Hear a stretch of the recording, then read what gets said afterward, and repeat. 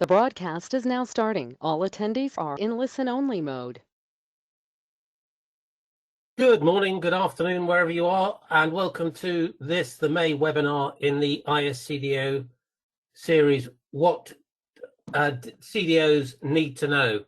And today you can see that our topic is what CDOs need to know and do about data quality. Now, the ISCDO is bringing you this, and it's one of a series of webinars and roundtables that we do to advance the knowledge and education of our members and the wider data leader community. If you want to know more about the Society, please take the time to go to iscdo.org and have a look and perhaps join us and see what we do. So Peter, if I can pass over to you to introduce our guest speaker for today. Thank you, Michael. It's my great pleasure to introduce a longtime friend and colleague, Danette McGillivray, who has been in this space for a very long time and has one of the more successful books on here. Danette, I don't suppose you know what rank your book is at Amazon right now, but I'm going to bet it's up there fairly high on this, because she's got the ability to take fairly complex topics and boil it down to where everybody can get on the same page, which is an important first place in order to get things out. So Danette has extensive industry experience. That's where we met originally, and then she went into private practice, as so many of us do, although unlike me, who have a university to fall back on, she is out there by herself. So Danette, we're so pleased to have you here today and welcome you in this. As we go through the talk, it's absolutely possible for you guys to drop in some questions. If you're not familiar with the GoToWebinar, look for the GoToWebinar control panel. One of the little sections in that is questions, and you can put them right in there. We're going to hold them till the end, but by all means, jump in and figure what you'd like to address as we get to about 3/4 of the way through the hour here. And Danette, at that point, I will be quiet and turn it over to you. Thank you and welcome. Thank you so much. Thank you, Robert. Thank you, Peter. And I'm going to show my screen here. And I'm going to make sure, is that showing?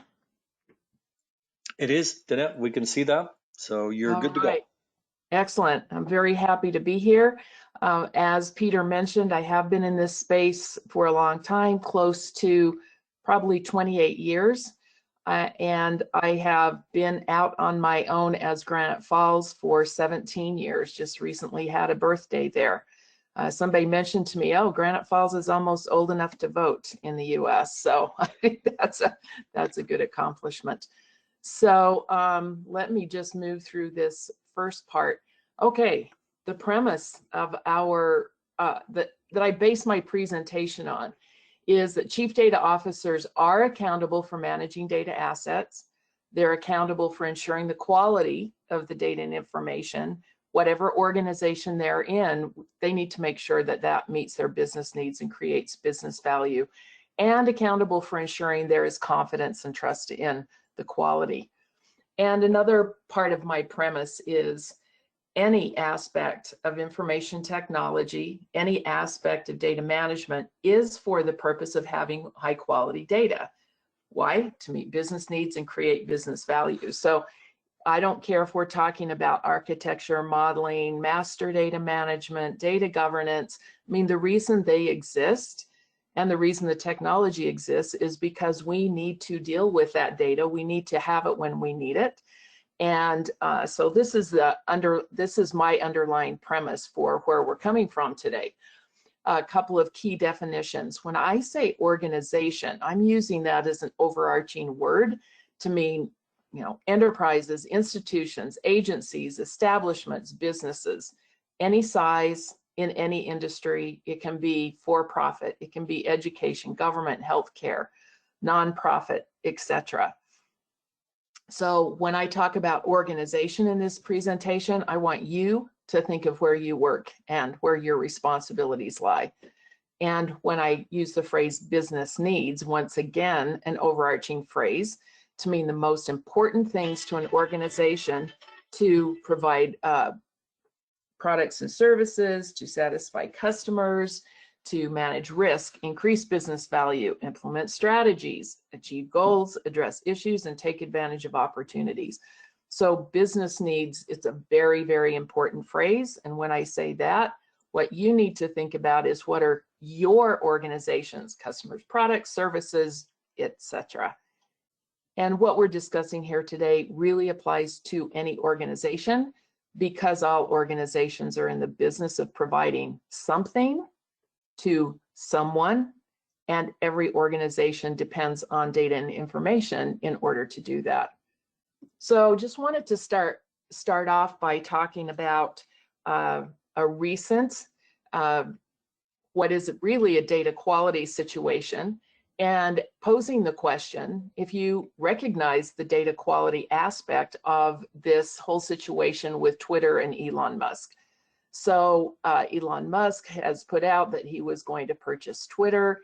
He went out on Twitter and said that the deal was temporarily on hold pending details supporting the calculation that spam and fake accounts do indeed represent less than 5% of users. And so for you that are CDOs, I hope you were like me, that when I heard that, the first thing I thought of is, wow, we do have a data quality problem here. That is definitely part of this situation. And the question is, can you recognize data quality problems in your organizations, and where data quality plays a part in various problems? So the first thing that we can see that was a data quality problem is there was disagreement on the percent of the spam and fake accounts. That's definitely a data quality problem.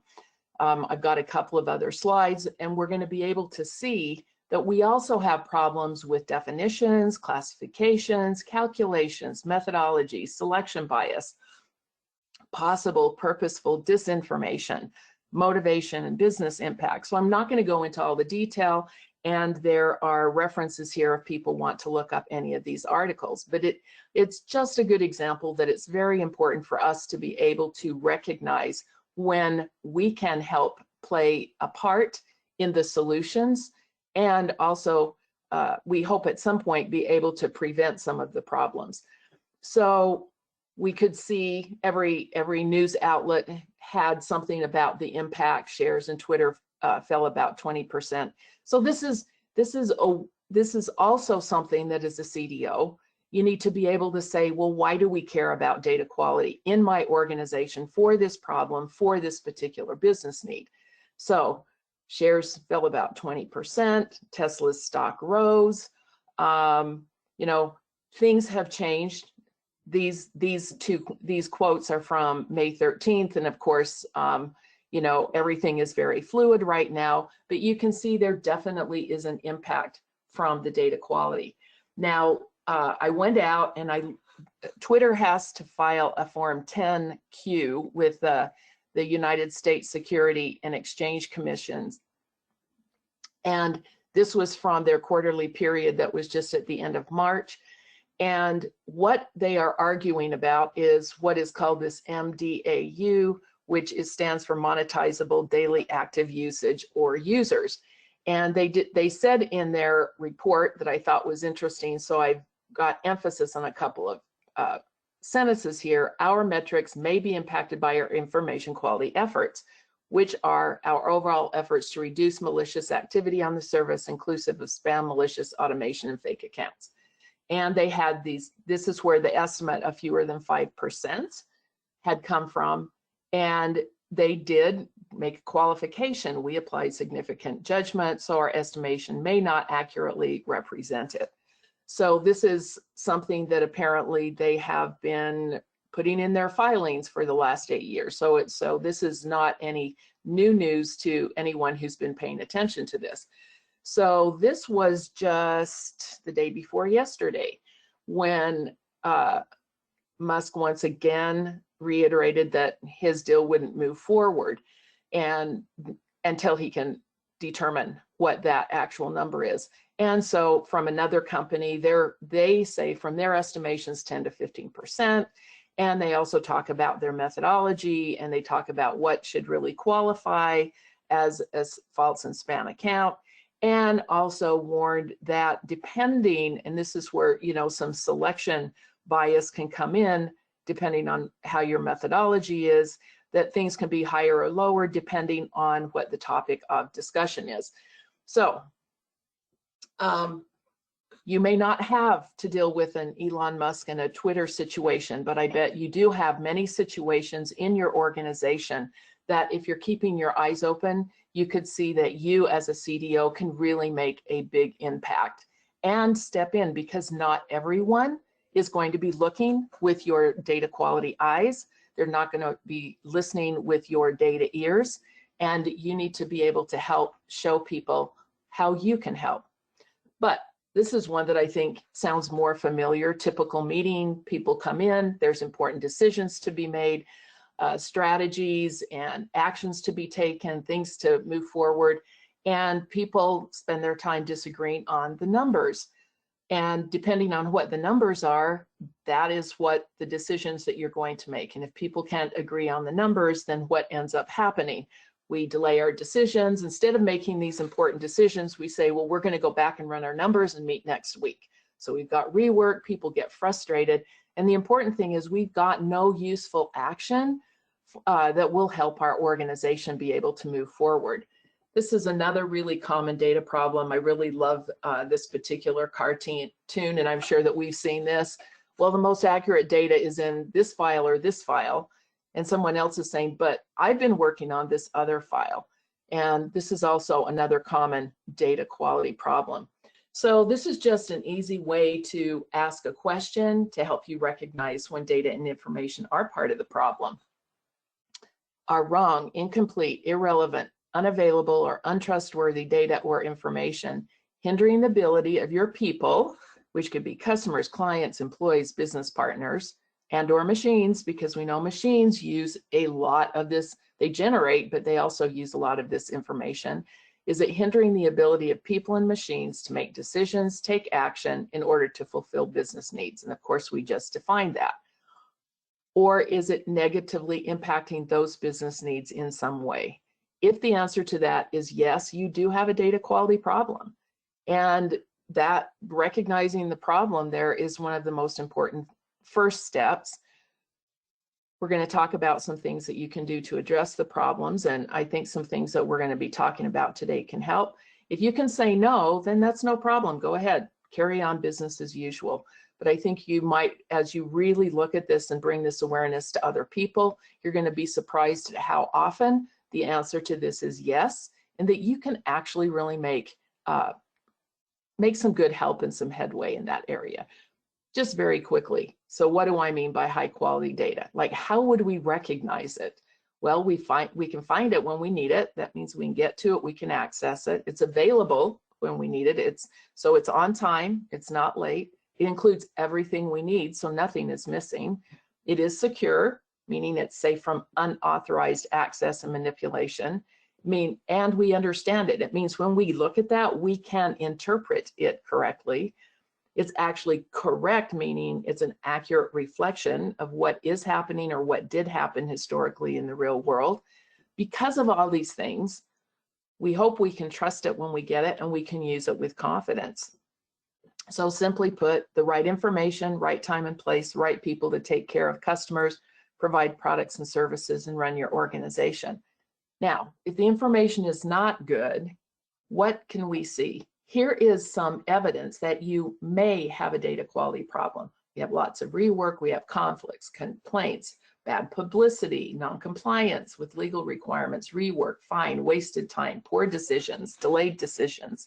So many times data is involved with the kinds of evidence that we see here. And then what does that do? That ripples out to increased risk for our organizations, higher costs, decreased revenue, and lower profits.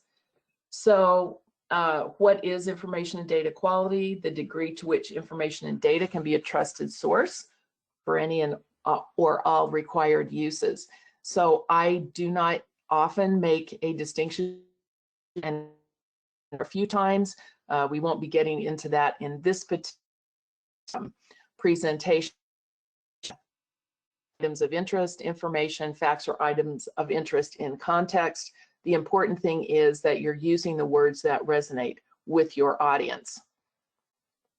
So for data to actually be used effectively, which is the only reason that we want it there is to be used effectively, is the data of high quality, those things that we have just talked about when we would recognize it. And do we trust the data? This is another component that people often do not discuss. Do we have confidence in the data? Do we believe it is high quality? So really, the data quality and trust must go hand in hand for the data to be used effectively. So I think both of these ideas are under the purview of CDOs. So let's talk about some common CDO failures and how you can avoid them. So 4 of them that we're going to touch on today. Why do CDOs fail? 1, they fail to help others understand that data is an asset that needs to be managed. So we will talk about that. They fail to understand the business and to put business needs first. They fail to take a holistic approach to data quality. And they fail to address the human aspects of the data work and their responsibilities. So let's just talk a little bit about each one of these. Okay, failing to help others understand that data is an asset. I really like this statement. It is from a 1-page document called the Leaders Data Manifesto. Data offers enormous untapped potential to create competitive advantage, new wealth and jobs, improve healthcare, keep us all safer, and otherwise improve the human condition. You can see the manifesto at dataleaders.org. Now, there are other manifestos related to data, and they all have specific purposes, maybe all very useful. The purpose of this particular 1-page manifesto is to help leaders, any leader, not just data leaders, but any leader, to start thinking about the importance of data as an asset. So you can go out, you can download a copy. What is really nice about this is you can use that to start important conversations in your organization about managing data as an asset, which includes managing data to ensure its quality. So really, this is a global issue. And so I have overseen the translation of the manifesto into, I think we have 21 languages now, and we still have some others in progress. So because it is a global issue, I know many of you are working for global companies.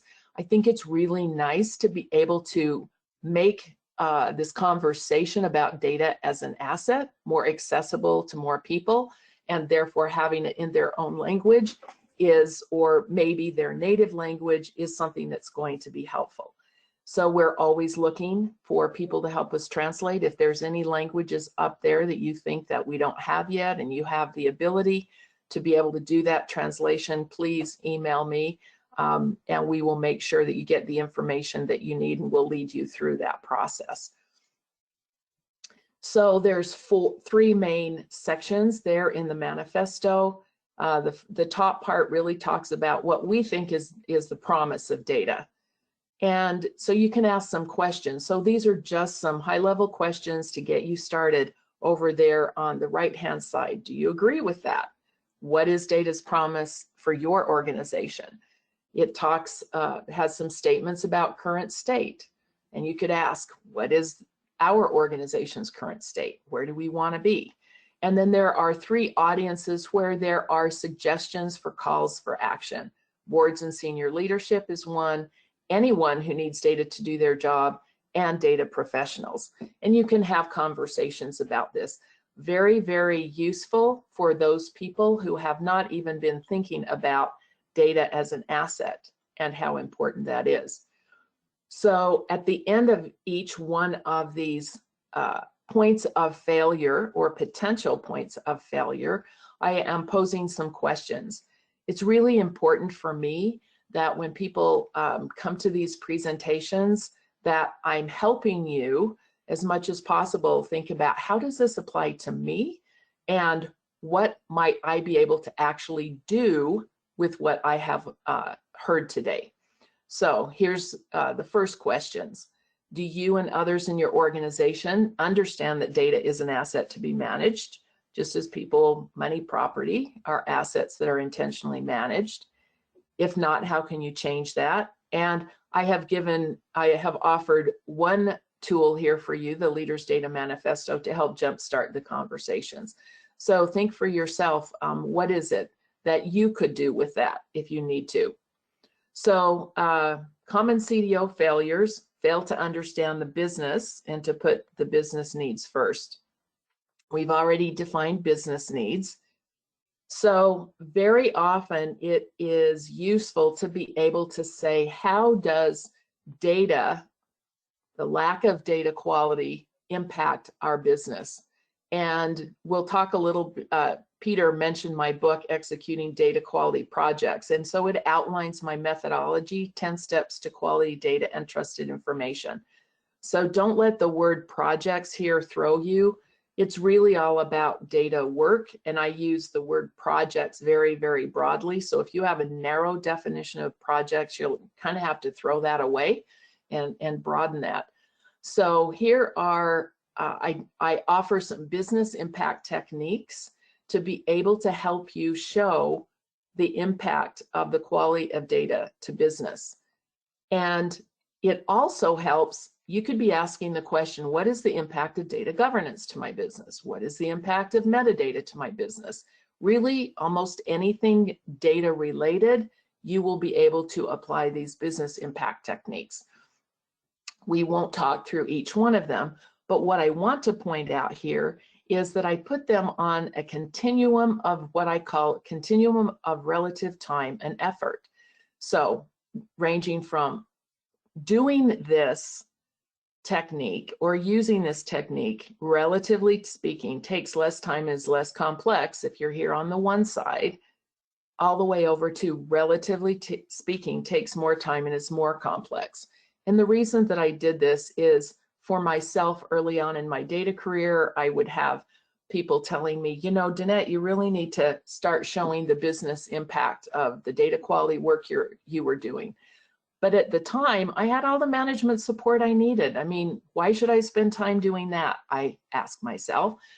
And then the time came when management moved on, new people came in, they didn't know anything about data. And all of a sudden I was realizing why I needed to be able to show the business impact of the data quality.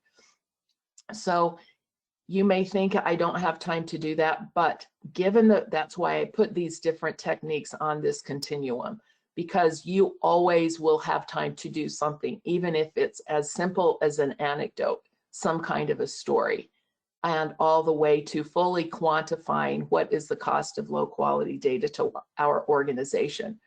And there are also 3 really, really good prioritization techniques.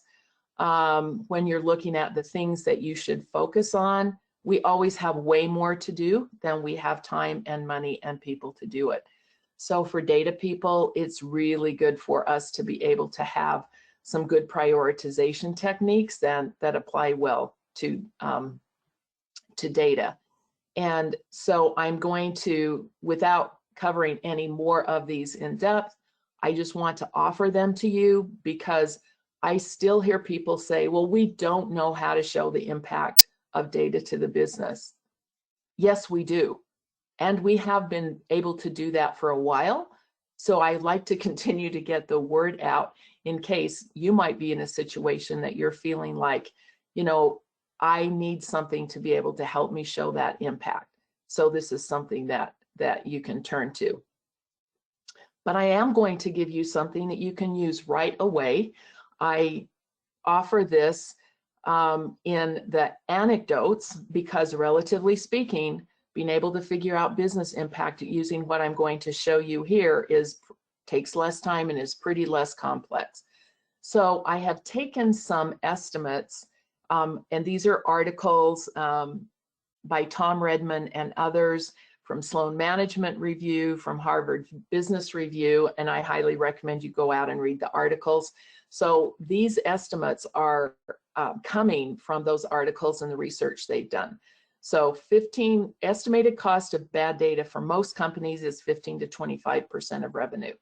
Up to 50% of the time of knowledge workers who use the data and information is wasted.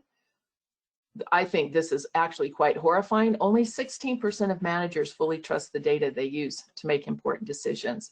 And if you think these consequences don't apply to you, consider that on average, 47% of newly created data records have at least one critical, meaning work impacting data errors. So I have put this into a table, and here's the area being impacted. Here's our estimates I just went through. Here's simple calculation that you can use to figure out. Put your numbers to that.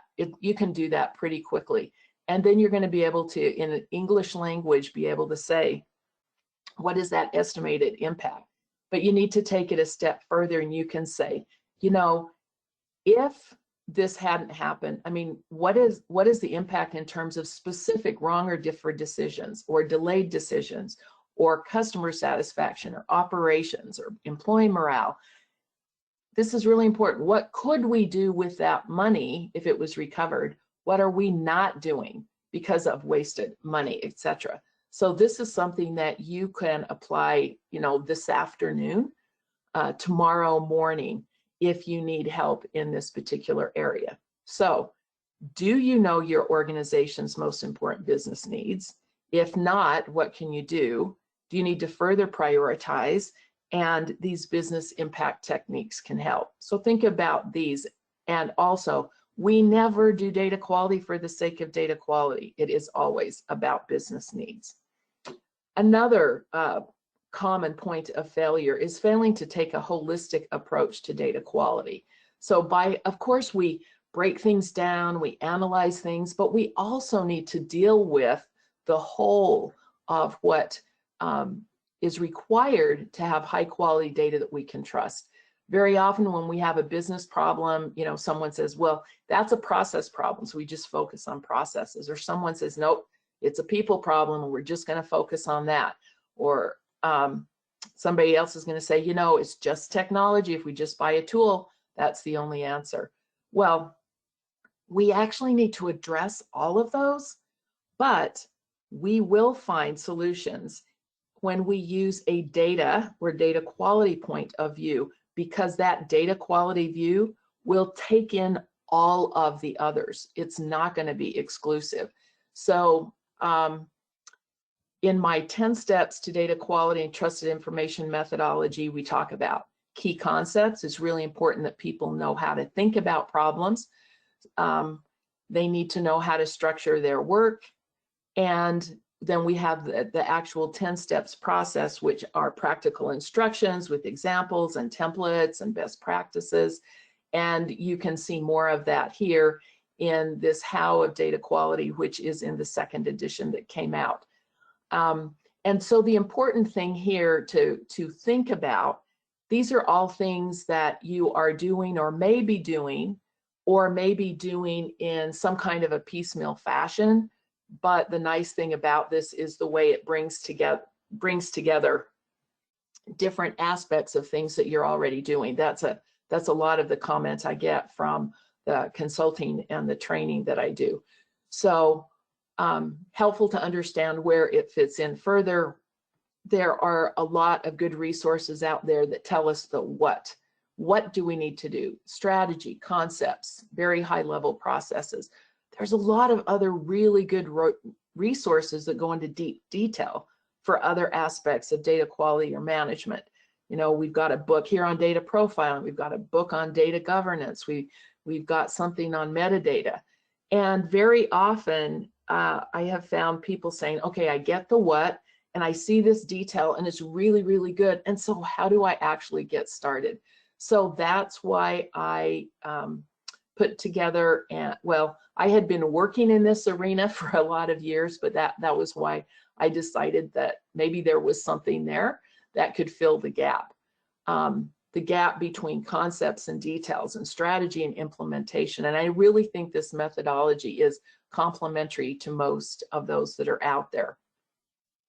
And so by following or picking and choosing for the relevant situation, which of the 10 steps we need and what kind of level of detail, you know, that's part of the art of data quality. we are going to be looking at these business needs. We are going to look at our information environment. Some people call it an ecosystem. We'll look at data and specifications. We'll look at our information lifecycle. And if you hear the phrase lineage, you know, we're talking about the same thing. We're going to be looking at those people and technology that and the organization pieces that people say, well, it's just this problem. No, we need to look at it holistically. So we'll also be looking at people have certain opinions about your data versus what's actually happening versus what do we actually need. And it covers things like the business impact and getting to root causes and prevention. And we do need to do correction, and what controls do we need to put into place, and how do we deal? This step 10 visually goes underneath all the other steps to show that we really need to address the human element all along the way. And you can follow this 10 steps process as a basis for your work. You can pull out particular techniques or activities and integrate them into other projects. So very flexible, works very well in that way. So the reason I can feel confident in sharing this with you is I was confident when the first edition came out in 2008, and then a couple of years later, the Chinese language translation came out, and at that time, it was the very first book, full book, on this topic of data quality that was available in Chinese. And so since that time, and so now in the 2021 edition, really there's a call out box called 10 steps in action. So you'll get to be able to see a lot of examples of real uses, different ways that the methodology has been applied in different countries around the world, different types of organizations. So with all these years of experience, that's why I can feel confident to recommend to you to consider the 10 steps as another piece that can really enhance your data quality work, because I have seen that can be applied no matter the type of organization, your country, your culture, or the language that you're working in. So I do want to take a quick moment to say something about tools. Tools are very important, and you're going to see I'm quoting myself here on this slide because I've come up with a way to say this, and it was like, I can't think of a better way to say it, so I'm just going to quote myself. A hammer doesn't make you a carpenter, but you can't be a good carpenter without a hammer. So there really is a place for tools. But the other thing that we need to realize is thinking the right tool will take care of all your data quality problems is like believing the right X-ray machine will make you healthy. We need that X-ray machine to peer into our body, tell us what's going on. We need those results to go into the right hands of the doctors and the people who can interpret it. We need the technician who can run the X-ray machine. But just because my doctor has an X-ray machine, or just because I got an X-ray, it doesn't mean I, Danette, am going to be healthy. And I think it's really easy to see that. So, of course, the right technology is essential, but it's not the end of the story. And I think this is something that for you as CDOs, you yourself are going to have to make sure that you don't fall into the trap that other people who don't think about data the way we do fall into this trap of saying, well, if I just get the right tool, everything is okay. And you as a CDO, yes, of course, there's certain tools that you're going to want to bring in, and it's really going to help the work that you're doing around your data. But you yourself, make sure you do not fall into the trap to say, well, you know, if I just get that data governance tool, if I just get a data catalog tool, if I just get that, everything is okay. Yeah, that can really help you. But there's a lot of things around it, the people, the process, which particular data are you looking at?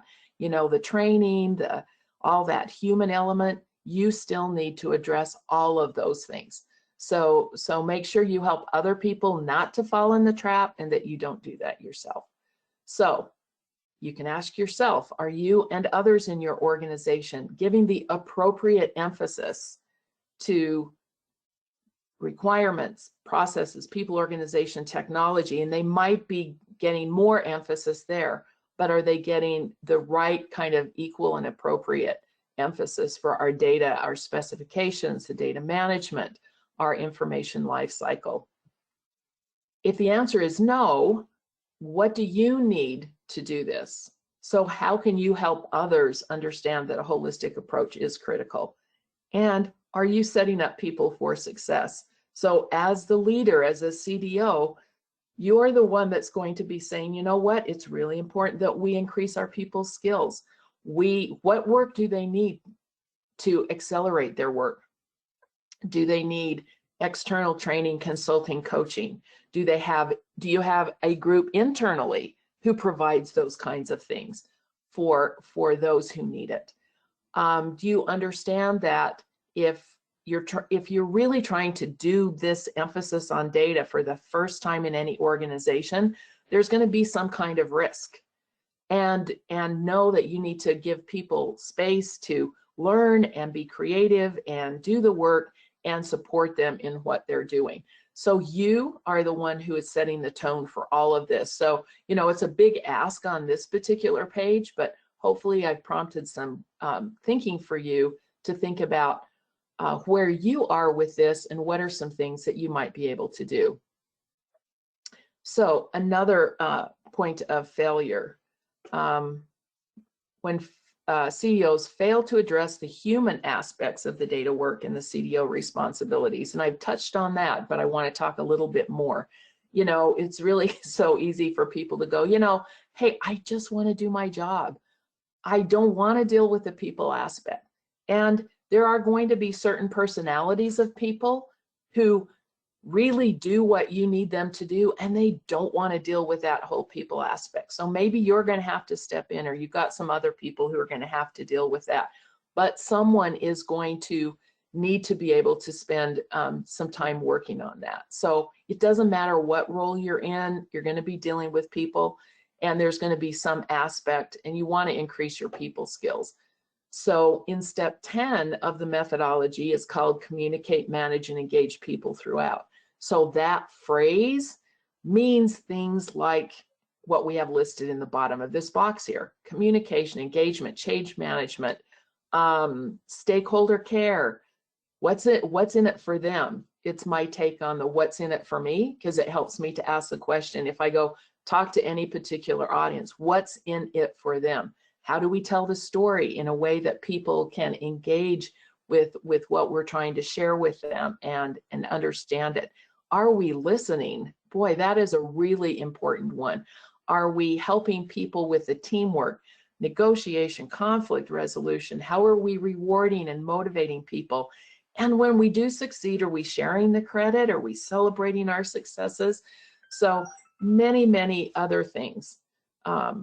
But this is a good list of the things that are part of that communicating, managing, and engaging with people. I also like to really bring out ethics. I think it's very important. There was an organization, they were around for about 15 years. They are no longer in existence, but their website is there. And one of the things I really liked from this organization called IQ International was this code of ethics and professional conduct that they put together. And they've got 4 sections: honesty, integrity, respect, fairness, confidentiality, and trust, professional growth, and community and public service. And I really like this. And I think it's really important that we as data people, especially if we're talking about data quality specifically, that we make sure that we conduct ourselves professionally and live by a code of ethics. And my suggestion to you is, if you have not had a conversation about ethics with your people, that go out to the website, take a look at it, discuss it with people, modify it, make it work for you within your organization, share it with people. And then personally, we always have to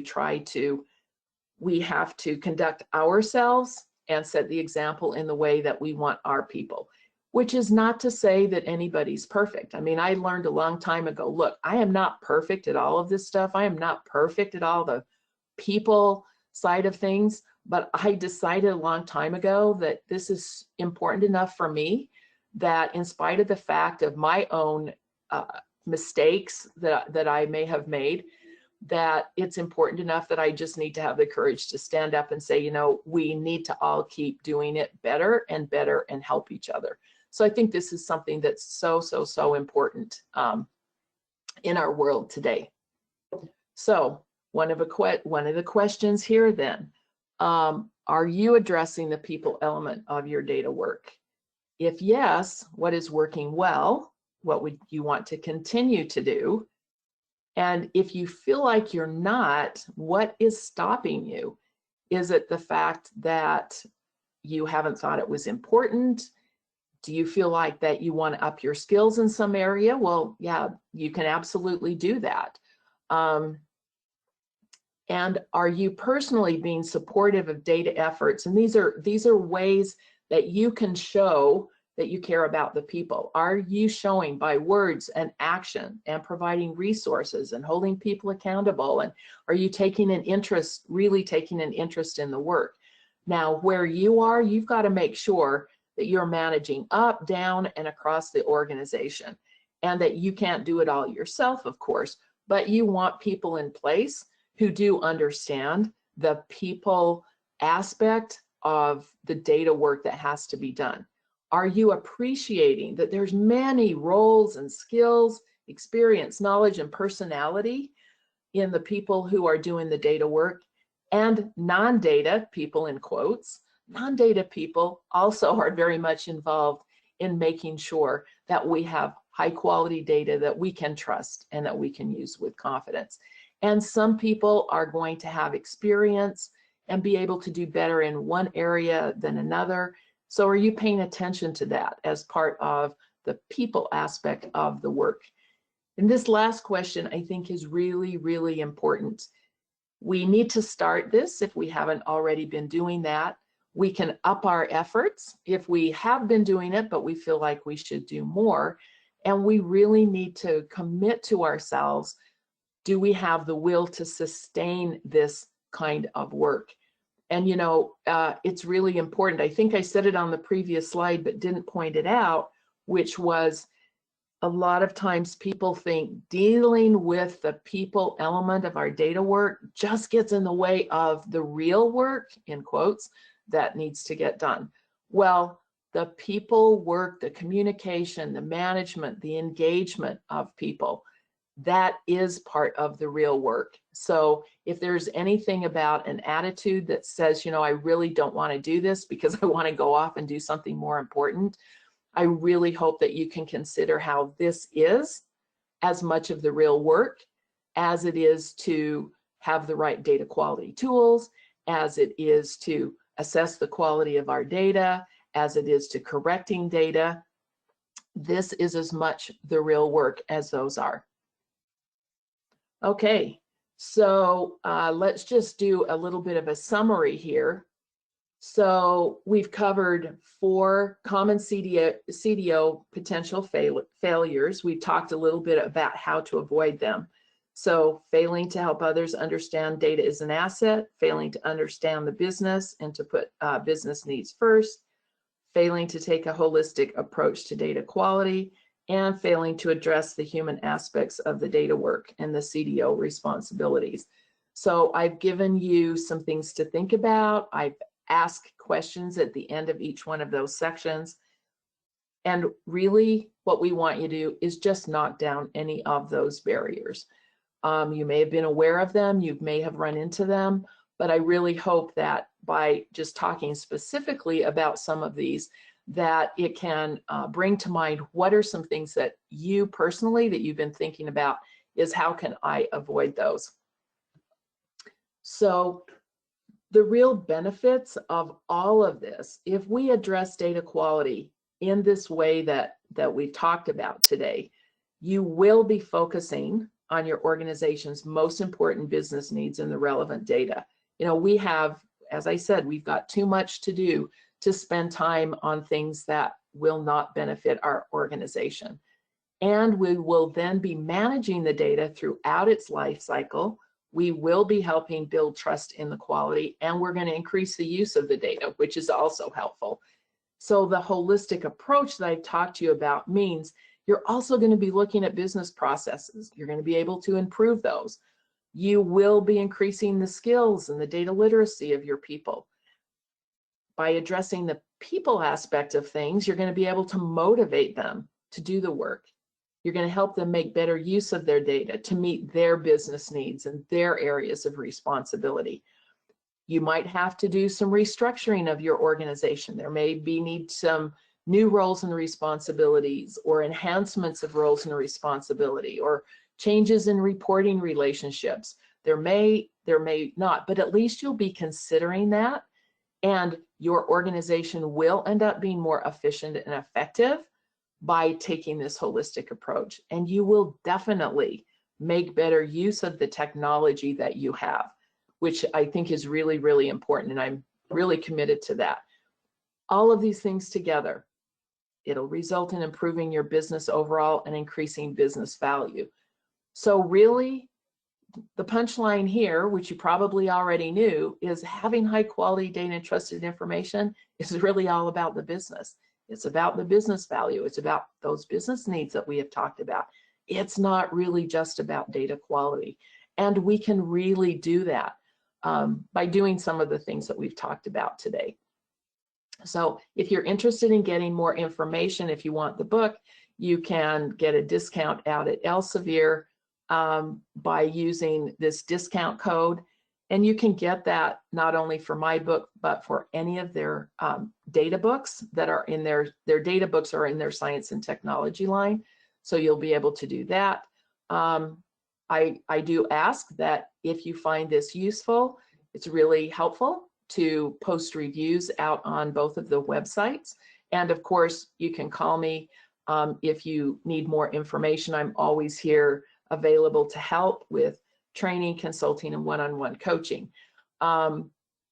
We've had this, you've gotten this 1 hour, you'll get this 1 hour quick overview and introduction about data quality and how that applies to you specifically as CDOs. There might be some people that want to get additional training. There's some different ways. Dataversity has, I've got a 3-module online distance learning, like doing it at your own pace. I will be teaching a 2-day in-person course at DGIQ West in San Diego in a couple of weeks. And then the week after that, I'll be doing a 3-day live stream course. So people, because that's live streaming, people can join from anywhere, and it is being taught in the London time zone. And if any of you are with higher education, I am going to be doing supporting higher education through data quality metrics. So also like to try to give you some resources. So you folks, just by virtue of the fact that you have attended this and that you are part of this organization, it means you really care about what you're doing, and I don't think you're going to fail. So what can you use that was discussed today to help yourself? So this is the last final chance for you to give yourself some action items. What can I do today? What can I do next week? What can I do next month? And I always end every presentation. Sometimes it feels like there's just too much to do. I love this quote by Arthur Ashe, the famous US tennis player. Start where you are, use what you have, and do what you can. That's really all that we can do. And continue on, be successful, and I hope you've assigned yourself some action items. So we have an opportunity here to have you ask me some questions. If you don't have any questions, I'll ask you some more questions. Actually, Danette, we do have a number of questions that are in the queue here. So thank you so much for a terrific talk. And again, I would also urge people to, at the very least, look at some of the other resources that she has available here, because they are quite useful, and a lot of folks find out. And she's not a scary person. She answers her own phone. Again, just starting in here, a question pops in and says, in the improvements plan, How does the role of data strategy and vision fit into that 10-step workflow? Do you have those more explicitly tied? I don't imagine he's deciding whether to, I said he, I don't know, whoever it is deciding whether to buy the book on it or not, that basis or not, Danette, but I know that you think about those concepts.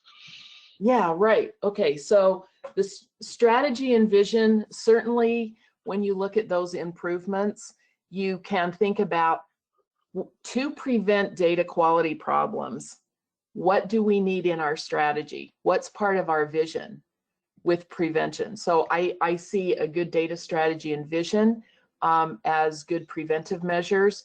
What is not shown in the 10 steps and what I showed you here is what I call my data in action triangle, where you've got one side is projects, one side is operational processes, and the bottom is a program. And you really need to address things in all of those three sides of the triangle. And so a data strategy should take that into consideration. So, and the data strategy should also start with a business need. I mean, the strategy should address those most important business needs and help give guidance to any of the data quality work that is being done. So those are a few places where the data strategy comes into play. Really, really important to have a good data strategy. Thanks, Danette. Another question is, are we going to be able to get access to the slides? Some people liked the charts that you had presented, when they could have access to that. I think we send them around after the webinar, do we not, Robert? You can post that in the chat and we'll let you know in a bit. Yeah, I mean, Peter, I'm happy to send you a PDF of the slides that you can make available. That'd be great. Thanks, Danette. And here's another question. Can you please share an example of cost benefit and ROI things? That's a very precise question. So I'm sure there's a very precise answer for it, right, Danette? ROI things. Okay. I'm guessing just examples would be the real key, because I find people like to have those. They can be very tangible, help make things tangible. Right. So I'm thinking that this is more about how do we really quantify those. So there was a business impact technique called cost of low quality data. And so that might be what they were thinking about. So for example, if I'm having some data quality problems and I'm in a marketing group and a big point of my marketing is emails, customer emails, and we're getting a lot of return bounce back emails, that's a data quality problem that is preventing me from carrying out my marketing strategy. So part of that is the fact that you need to be able to find what is the specific data quality problem, and how do we find that? And then there are ways that then we can say, if people don't want to just start fixing it, I mean, if we know that's a point of failure for us, let's just say we have poor email addresses. If that's a point of failure for us, it'd be nice to just jump in and start working on it. But if people are showing some resistance and they say, you need to convince me that it's worthwhile, then we can start showing about how does the fact that we cannot reach a customer, if we could reach them and the ones that we are reaching, what kind of revenue are we generating from that? So if we can't reach them, what kind of revenue are we missing? What kind of costs have gone into trying to reach them that is being wasted? So that would be, in the amount of time I had to answer the question, hopefully that was where you were going. If not, ask a follow-up question. Absolutely. Seems to me that was generally around there, and I just find that it's difficult for organizations to do this. You remember back both when we were in the other society that you described earlier on that had the wonderful code of conduct. A lot of people say you can't put a price on this, and it's like, ooh, I don't think that's the message that we want to have collectively. I think we need to say that we can put a price on it, and that if somebody said, the cost of delaying the implementation of Salesforce by 3 months to clean the quality of the data that goes into it up, would be X, and yet here's the cost the business would incur at not being able to send out, as in your example, information to prospective clients, and that would have anticipated at least X number of returns, responses, and results from that. So there's lots of things that you can measure, and it frustrates me that people think that that's an overall message. Yeah, I'm really glad to hear you say that, Peter, and to re-emphasize that. I mean, if people say, let's say you're doing that a migration project, and people say, well, we don't have time to look at the quality of the data. Okay, so and this happened in one organization that I worked with. Is there was one site who refused to do the data quality work that the other sites had bought into doing. They were the only site who could not ship product after go live. That's expensive. Everybody else was able to continue on. They could ship product. That's a big deal. There's a cost to that. and even if you don't get the full cost, if you can say, look, it costs us at least $100,000 or whatever, people will start to get an idea of the magnitude. Whereas if you just say cost, it's rather vague. I don't want to keep other questions out here, Jeanette. Maybe I can move on here, but thanks for elaborating on that a bit. Data quality as part of a due diligence process, and the question is so this is, I'm sure, in the mergers and acquisitions world or something along those lines. And do you think that if, well, as you alluded to, data quality could inhibit perhaps business deals coming up, and things like that?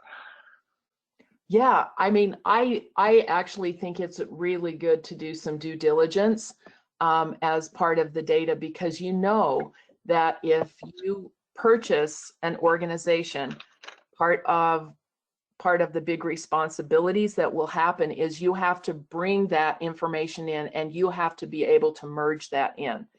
And you really need to take this data quality perspective when you are doing this. And there is no reason why you cannot do some initial assessments to give you an idea of what is the state of that data.